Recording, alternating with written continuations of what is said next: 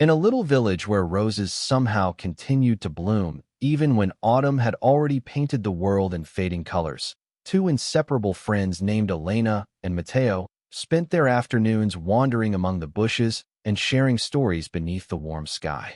Their friendship was so deep that the villagers often said the garden seemed to breathe whenever their laughter filled the air, as though the flowers themselves knew they belonged together. Elena almost always wore a flower in her hair, while Matteo carried an adventure book beneath his arm, and neither of them imagined that one strange afternoon would soon test the bond they thought could never be broken. Then, as the sky slowly turned gray, a peculiar wind arrived from the north, carrying tiny crystals that glittered in the air like fragments of broken diamonds rather than ordinary snow. One of those icy pieces suddenly struck Matteo directly in the eye, making him drop his beloved book and cover his face with a startled cry. From that moment onward, something inside him began to change, and the world that had once seemed beautiful to him slowly became cold and unfamiliar. The roses that Matteo had once admired no longer seemed beautiful in his eyes, because now he noticed only their thorns, and Elena soon discovered that the same coldness had begun to reach the way he treated her. Whenever she tried to play with him, he pushed her away, and when she asked what was wrong, he answered with a voice so distant that it seemed to carry the chill of winter itself. Could a single fragment of ice really be strong enough to turn a warm friendship into something that felt like a frozen wall? Elena could not understand what had happened to her friend, but she could feel an invisible winter settling between their hearts each time Matteo refused to look at her. Then, one night, while the village slept beneath a dark sky, the sound of bells and wind announced the arrival of a silver sleigh pulled by white reindeer. At its front stood Glacia, the queen of snow, wearing a dress that seemed woven from frost and a crown formed from shining icicles. Glacia called Matteo with a whisper that sounded like wind moving through distant pine trees, and the boy, already enchanted by the cold that had entered his heart, slowly climbed into the sleigh. Before Elena could reach him, the sleigh disappeared into the darkness of the storm, carrying her friend farther north and leaving behind only the fading sound of bells. Elena stood alone for a moment, but she knew she could not allow the Winter Queen to take the person who had once shared every afternoon of her life. She put on the warmest coat she could find and began walking toward the north, following the direction in which the sleigh had vanished. At the edge of the forest, she met a great gray-haired reindeer named Rio, who told her that he had seen where the strange sleigh had gone and offered to carry her there. The palace of ice was far away, he warned, but Elena climbed onto his back anyway, because sometimes courage begins simply by refusing to turn around. They traveled for days beneath the shifting colors of the northern lights, while Rio raced across frozen hills and pale ground. Elena held tightly to his neck, feeling the warmth of the animal beneath her while the freezing air touched her cheeks, and whenever the journey seemed too long, Rio reminded her that they were getting closer. At last, beyond the highest crystal mountains, the enormous palace appeared, and its walls seemed so clear and silent that they looked less like stone and more like frozen water. Inside that palace, Glacia sat alone upon her throne, staring toward the horizon with eyes so cold that even the air seemed afraid to move around her. Silence was the only music she loved, and the stillness surrounding her revealed just how completely she had separated herself from warmth and companionship. Elena eventually found Matteo in a vast empty hall, sitting on the floor and trying to fit pieces of ice together as though he were solving a puzzle that had no answer. His face was pale, and he did not raise his eyes when Elena entered, while his lips had begun to lose their natural color and his hands trembled from the cold without him seeming to notice. Elena did not stop to question him or demand that he explain what had happened, because she could already see how deeply the winter had taken hold. She ran toward him and wrapped her arms around him with every bit of strength she had. Warm tears filled with affection fell from Elena's eyes onto Matteo's chest, and something far stronger than the cold began to move through him. The warmth of their friendship reached the hidden piece of ice inside him, and little by little that frozen fragment began to melt. Matteo blinked, and for the first time in what felt like an eternity, the world in front of him began to look familiar again. The crystal slipped free from his eye, and Matteo finally recognized the friend who had crossed the frozen world simply to bring him home.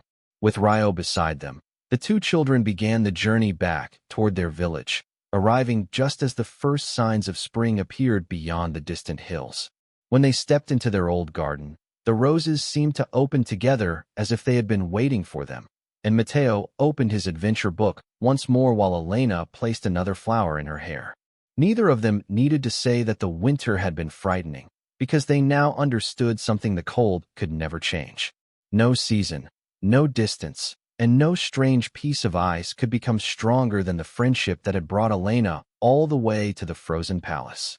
And perhaps that is why, whenever you imagine that little garden again, you can almost believe the roses remember that friendship can carry warmth into places where even sunlight seems unable to reach. Far away, in another corner of the same wondrous world, the night sky was filled with clouds of colored nebulae, and two siblings named Elena and Matteo decided to explore the deepest part of a forest known for its whispers. Elena did not want them to become lost, so she came up with a simple plan and scattered tiny crystal stones along the ground, each one glowing like a little spark. Matteo followed beside her with complete confidence, certain that the shining trail would guide them home before dinner. What the children did not know was that a silver-furred fox named Aster had been following them silently through the trees. Aster was hungry, but his hunger was unusual, because ordinary food did not interest him nearly as much as light itself. With every step the children took, the fox crept closer and quietly swallowed one glowing crystal after another, removing the trail that was supposed to lead them safely home. Matteo stopped once and glanced behind them, but by then Aster had already slipped behind a bush with blue leaves and vanished from sight. When the sun finally disappeared and the shadows stretched across the ground, Elena searched for the glowing stones and realized with growing alarm that the trail had almost completely vanished. The forest suddenly felt colder and stranger, and the question that had seemed impossible only moments earlier became unavoidable. How would they find their way home now? Elena switched on her small lantern, but its weak glow reached only a short distance between the twisted trunks. Matteo moved closer, trembling slightly as the wind passed through the branches with a sound that seemed almost like an ancient secret being whispered from one tree to another. Then a sweet scent drifted through the darkness and guided them toward a clearing where something completely unexpected waited. Before them stood a remarkable house whose walls appeared to be made from white chocolate, whose windows were clear like candy, and whose roof seemed formed from soft clouds of sugar. Hunger and wonder temporarily pushed their fear aside, and the children hurried toward the house, tasting a piece of the golden licorice fence as though they had stumbled into a dream. Before they could decide whether the strange place was truly safe, the door opened with a musical sound. A woman named Lyra appeared in the doorway, known as the Weaver of Constellations, wearing a robe that seemed woven from the night itself, while her hair floated around her as though she were underwater. She welcomed the children with a gentle voice, saying that her home contained sweets for those who loved the glow of stars. Yet something in her invitation made Elena feel a small chill despite the tempting warmth of the house. Still, hunger was stronger than caution, and Elena accepted the invitation. The moment they entered, Lyra's manner changed, and with a movement of her hands, she produced shining silver threads that wrapped around Matteo and pulled him into a room filled with mirrors that seemed to steal his reflection. Lyra revealed that she needed the wonder of a child to feed her great nest, and Matteo struggled against the magical cords even though they held him as firmly as steel. Elena could only watch as the situation became far more dangerous than the sweet house had first suggested. Lyra then took Elena into an enormous kitchen where a great cauldron bubbled with a substance that looked like a galaxy turned into liquid. She ordered the frightened girl to keep stirring it without stopping, warning her that if the starry stew went dark, Matteo would be lost forever. With tears in her eyes, Elena gripped the carved wooden spoon and began moving it through the glowing mixture while Lyra prepared her magical threads nearby. Then, without warning, a flash of silver crossed the window, and Aster the fox appeared inside the kitchen. The fox was ashamed because he had eaten the crystals and caused the children to lose their path, and now he wanted to make up for what he had done. He moved close to Elena and gently showed her one small crystal stone he had kept hidden, whispering that its light could break any magical thread. Elena immediately understood what he meant, and secretly placed the crystal beneath her apron while Aster watched the doorway. She called to Lyra and pretended that the cauldron was beginning to cool, knowing the weaver would have to come closer to inspect it. When Lyra leaned toward the mixture, Elena threw the crystal into the liquid. A sudden burst of white light filled the kitchen and blinded Lyra for a moment, while the silver threads holding Matteo dissolved as easily as smoke. Lyra was trapped by the brilliance of her own magic, giving the two siblings the chance to run toward each other through the shower of sparkling light. Together with Aster, they raced out of the sweet house just as its walls began to fade into the night. Aster then decided that the only way to repair his mistake was to help them find their way back. His body began to shine so brightly that he illuminated the path like a living comet, leading Elena and Matteo safely through the darkness. When they finally reached home and embraced their parents, they understood that no sweet house in the world could ever compare with the simple sweetness of being safe together beneath a familiar sky. And if you pause for a moment and think about Aster, the creature who caused the danger and later became the light that guided them home, perhaps the story leaves one quiet question behind. Can a mistake become the beginning of redemption when someone chooses to correct it? The children did not return unchanged, because they had learned that even when the path disappears, courage, loyalty, and the willingness to make things right can create another way forward. By the time the familiar roof appeared beyond the darkness, the frightening journey had become a memory they would carry together. Elsewhere, where the evening light settled gently over hills colored like lavender, there lived a tiny boy called Thumbelina, a child so small that a single blade of grass was enough to become his playground. He was never ashamed of his size, because to him the world was an enormous garden filled with wonders waiting to be noticed. As the sun began sinking behind the hills, he started his peaceful walk home, taking his time and enjoying the warmth beneath his feet. Along the way, he met his dear friend Sereno, a snail with a pearly shell who moved with the patience of a quiet stream. Thumbelina approached him carefully and touched the little shell, asking in a whisper whether Sereno was already preparing to rest. The snail answered slowly and left behind a shining silver trail through the grass, as though inviting his tiny friend to follow without ever needing to hurry. The garden floor was covered with soft green moss that felt almost like a carpet made from clouds. Thumbelina removed his shoes so he could feel its softness directly beneath his feet, and each slow step seemed to release another bit of the day's tension. He stopped, closed his eyes, and breathed in the fading scent of flowers that were beginning to close for the night. Then a soft shadow drifted down from the evening sky, and Thumbelina looked upward to see Estella, a large moth whose dusty wings moved with the gentleness of silk. She made almost no sound as she flew, and the slow movement of her wings created a cool, pleasant breeze around the little boy. Thumbelina greeted his friend while she circled him in wide, peaceful loops, making the garden feel even safer.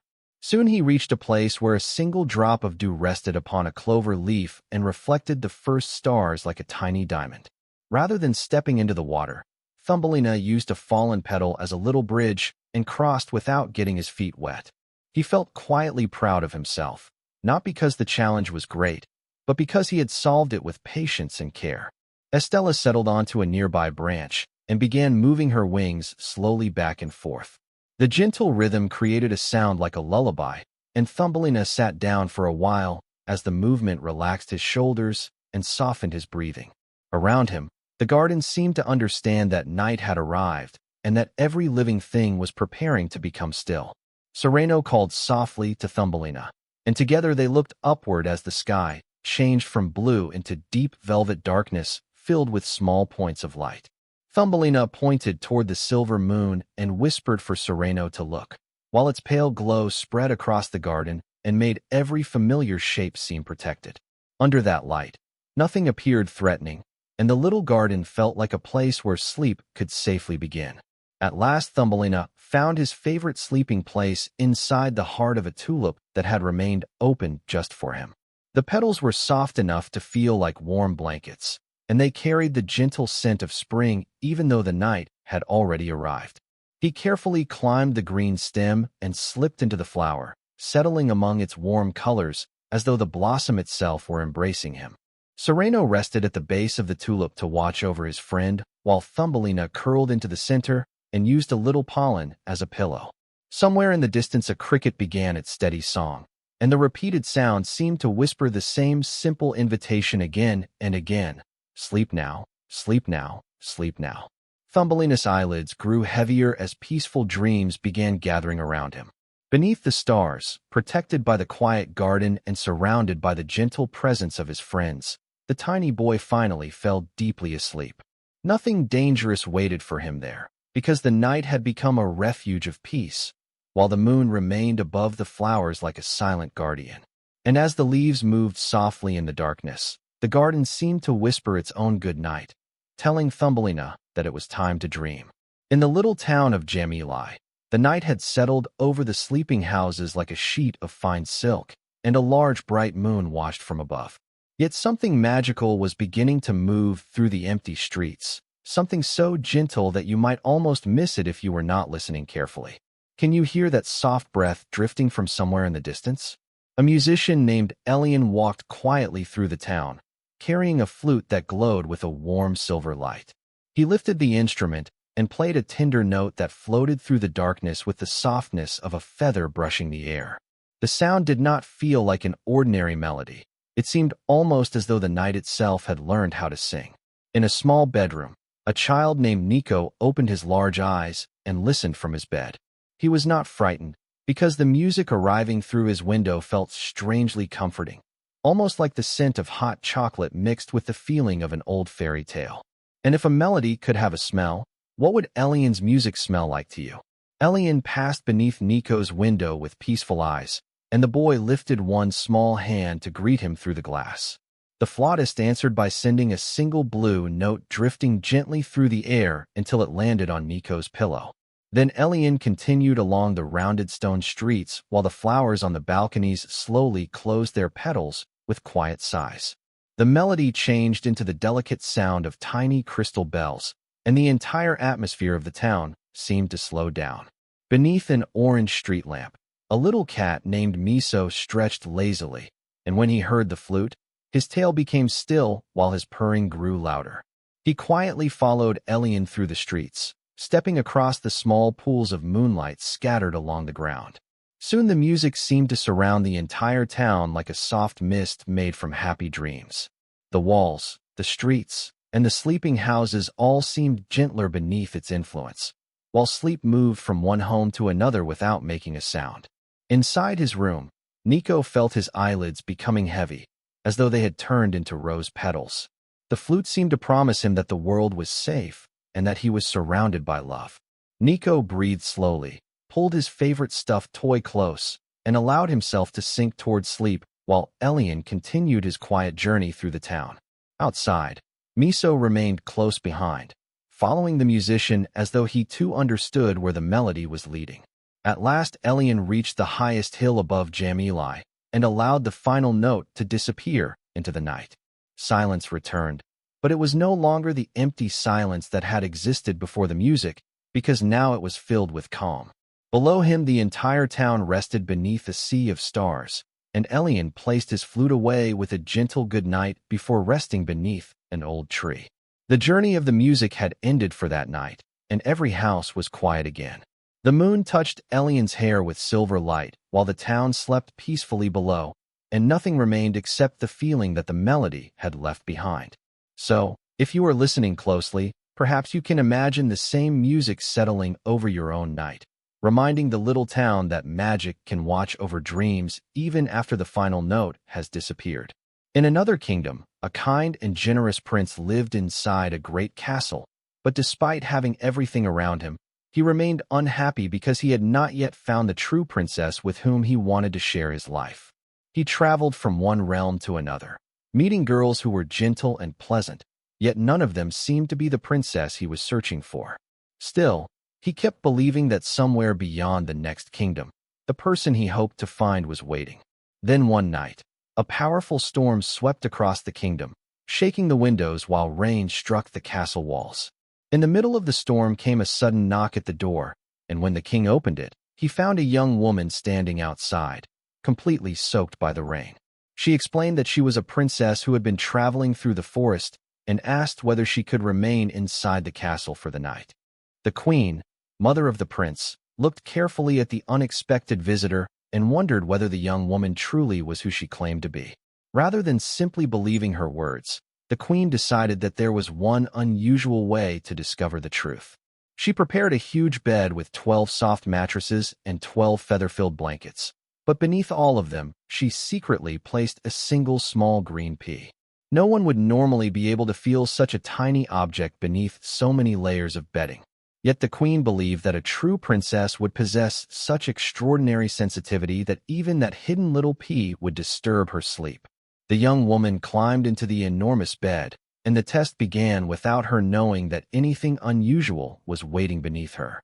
Throughout the night, the young woman could not become comfortable because something hard beneath the mattresses kept disturbing her. She moved from one position to another and sighed repeatedly, unable to understand why the magnificent bed felt so uncomfortable. By morning, the queen had only one question to ask. Had the princess slept well? When the queen asked, the young woman honestly answered that she had not slept at all because something hard had been pressing against her throughout the night. The queen smiled, because the hidden pea had revealed what she needed to know. Beneath all those mattresses and blankets, only a true princess could have noticed such a small thing. The prince was delighted because the search that had carried him across many kingdoms had finally ended. The young woman had proved that she was telling the truth, and before long the two were married and began their life together in the castle. The little pea was preserved inside a glass box in the kingdom's museum so that everyone could remember the strange test that had revealed the truth. And perhaps the small object mattered for another reason as well, because the story leaves behind a simple idea. What is genuine may remain hidden for a while, but it can still reveal itself when the right moment arrives. Sensitivity and honesty became the signs that distinguished the princess, showing that being authentic can be more remarkable than appearing perfect. Sometimes the smallest thing, almost invisible beneath everything else, is enough to reveal who someone truly is. In a small village surrounded by snow-covered peaks, a cheerful young tailor named Fermin lived in a colorful little home that offered him warmth whenever the cold settled over the valley. He was a dreamer who was almost always holding thread and needle, and one afternoon he sat near his window sewing a new jacket while the sweet smell of freshly baked bread with honey filled the room. That delicious scent attracted an annoying swarm of flies, and soon the insects were buzzing dangerously close to his golden snack. Tired of the constant noise, Fermin suddenly lifted a cloth and struck with one furious motion. When he looked at what had happened, 7 flies lay still from that single blow. Fermin stared at the result with growing pride and declared aloud that he had defeated 7 with one strike, and the words sounded to him like the beginning of a heroic legend. He embroidered the powerful sentence onto his strong leather belt using bright golden thread. What nobody knew, however, was that the 7 creatures he had defeated were merely 7 ordinary flies. The message on the belt made him look like a legendary warrior, and Fermin soon decided that the whole world needed to know about the bravery he believed he had displayed. He packed an old piece of cheese, a crisp apple, and his sharpest needle before setting off on his adventure. He crossed hills and valleys until he reached the foot of a gigantic mountain, where he discovered a huge giant sleeping beneath a massive tree. The giant was called Ritumbo, and when he woke and noticed the words on Fermin's belt, he immediately became curious. "You really defeated 7 with one blow?" Ritumbo asked, studying the inscription. Fermin answered with complete confidence and challenged the giant to see what he could do, because admitting the truth would have destroyed the impressive reputation he had created. He squeezed the soft cheese in his fist until a little liquid appeared, and then claimed that he could also draw water from stone. Ritumbo, unwilling to be outdone, grabbed an enormous rock and hurled it with such force that it disappeared into the clouds. Fermin quickly reached into his pocket and released a little bird he had captured, and the bird flew higher and farther than the stone ever could. Ritumbo was confused, yet secretly impressed, because the tiny tailor now seemed much stronger and more cunning than his appearance suggested. That night, inside the giant's cave, Ritumbo tried to crush the little tailor while he slept. Fermin, however, had already anticipated the danger and hid safely behind the giant's enormous bed. When morning arrived, Ratumbo opened his eyes and saw Fermin standing there alive and smiling calmly, and the giant became so frightened that he fled toward the mountains without stopping. Fermin continued on his journey until he reached the king's imposing castle. The king read the words on the belt and believed that the young tailor was a famous warrior capable of extraordinary feats. Then the king gave Fermin an even greater challenge. If he could free the kingdom from two terrible giants, he would receive the hand of Princess Mencia and eventually become the next king. Fermin returned to the castle after using the same kind of cleverness that had allowed him to overcome the first danger. He did not defeat the remaining giants through physical strength, but through the intelligence that had carried him through every impossible situation. The promise was fulfilled, a great celebration followed, and Fermin proved that true strength can come from a sharp mind and a good heart rather than from powerful muscles. But what happens when someone appears weak only because others judge strength by what they can see? Fermin's story quietly turns that question into its answer, because every challenge forces the people around him to reconsider what they thought they knew about him. The little tailor never became powerful by changing who he was. He survived because he learned to use what he already possessed. In a playroom filled with stuffed bears and wooden trains, a small tin soldier named Beltran stood apart from all the others because he had only one leg. Yet he remained upright and proud, holding himself as firmly as any general, and from his shelf he often watched Estella, a beautiful paper ballerina who also balanced upon a single leg.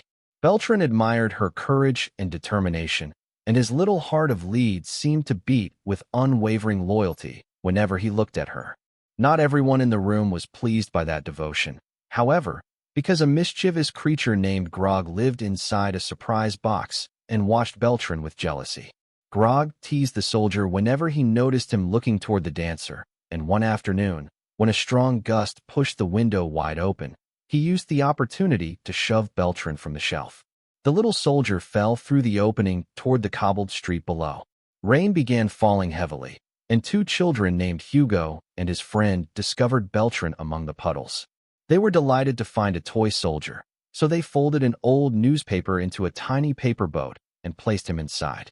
The current carried the boat farther and farther away from the home he knew, yet Beltran never released his rifle and never allowed fear to appear on his face.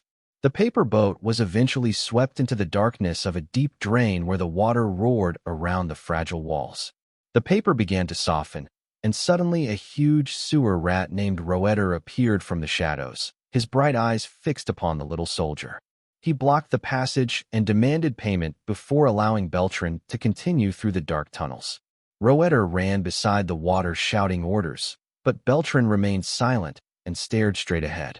His courage was so complete that the rat became confused by the soldier's refusal to show fear and eventually stepped back to let the current carry the boat onward. Beltran knew every passing moment was taking him farther from Estella, yet the promise he carried inside remained unchanged. At the end of the drain, the water emptied into a broad canal, and the paper boat finally fell apart. Beltran began sinking into the cold water, and just before he could reach the bottom, an enormous fish named Eton opened its mouth and swallowed him whole. Everything became dark and silent, and the little soldier disappeared inside the strange creature. Yet even inside that darkness, Beltran refused to surrender to despair. He remembered Estella, the music from the toy room, and the sunlight that used to enter through the window, holding his rifle with the same determination he had shown from the very beginning. "I will remain brave for her," he told himself, because sometimes courage is simply the decision to continue believing when there is no light around you. Then fate made a strange turn that Beltran could never have predicted. The great fish was caught and taken to a market, and by an astonishing coincidence it eventually reached the kitchen of the very same house from which Beltran had fallen. Rosa, the cook, opened the fish to prepare the evening meal, and suddenly cried out in surprise when she discovered the tiny soldier inside. She immediately recognized him as the toy the children had lost, and carried him back into the playroom. Rosa placed Beltran on the same wooden shelf where he had once stood, and when he looked up, Estella was there, still balanced gracefully on one leg. For a moment, the long journey, the darkness, the water, and the fear seemed to disappear because he had finally returned to the place where his loyalty had begun. Estella looked toward him, and although she was made of paper, there seemed to be a spark of happiness in her eyes when she saw that her faithful companion had come back. A gentle breeze entered from the garden, but this time it brought no shove, no trick, and no danger.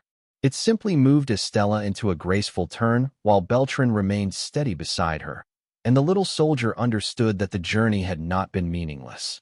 His courage had carried him home, and the loyalty he had protected through every dark passage had survived every distance.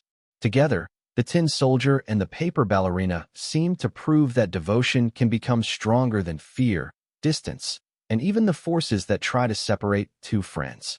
If Beltran had given up when the world became dark, would he ever have seen that familiar shelf again? Night arrives somewhere beyond the waking world, and when the sun finally disappears to rest, a very special place begins to appear, the Library of Dreams. It is a quiet place where a librarian named Belia walks carefully among shelves made from moonlight, watching over the stories so that children everywhere can fall into deep and peaceful sleep.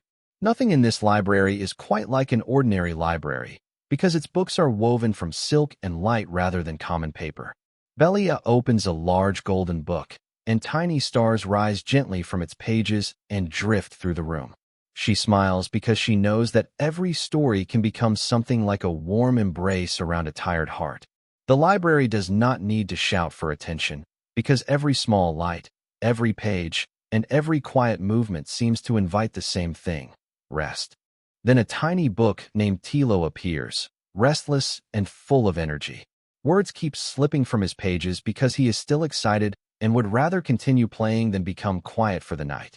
Belia bends down, lifts him carefully into her hands, and gently reminds him that it is time to lower his voice. She settles into a soft cloud-shaped chair and begins reading to Tilo. Her voice moves through the room like a slow melody, and little by little the pages that had been fluttering with excitement become still. Tilo begins closing his covers, feeling safe and cared for beside his friend. A quiet sigh passes through the library, and a small cloud named Nubly appears after traveling a very long distance in search of a story. Nubly is tired and wants somewhere warm where she can curl up, so Belia welcomes her with open arms and leads her toward the section filled with woolen tales. There she finds a violet-colored book carrying the gentle scent of flowers. With great care, Belia places Nubly upon its open pages, which are soft enough to feel like a feather pillow. The little cloud curls up and slowly changes color until she becomes a very pale and peaceful blue. Tilo and Nubly settle together upon a glass shelf, and they exchange goodnights in the slow, sleepy manner of a long yawn. Around them, the words inside the surrounding books begin glowing softly, like tiny candles guarding the sleeping room. Belia walks once more through the library, checking that everyone is comfortable and that nothing remains restless. Then she gently blows out the star-shaped lights as though she were extinguishing the last candles of the evening. Only the silver glow of the moon remains, entering through the tall windows and spreading quietly across the shelves. The silence becomes so gentle that it almost feels like something you can touch. Tilo is now completely asleep with his covers closed, dreaming of soft-colored landscapes and warm rivers made of milk. Everything in the Library of Dreams rests in complete peace, waiting for the sun to return so the stories can begin again tomorrow. Belia finally finds her own favorite corner and wraps herself in a blanket woven from threads of shadow and light. Her tired eyes close as she falls asleep, dreaming about all the beautiful stories she will tell when another night arrives. And now the library grows quieter still, because every book has found its place, every little dream has settled, and even the moon seems to be whispering instead of shining. The stories have traveled through friendship, danger, courage, truth, loyalty, and finally into a place where nothing needs to be solved anymore. So as the last light rests upon the shelves, the Library of Dreams remains awake just long enough to guard every sleeping heart, waiting patiently for morning and for the next story to begin.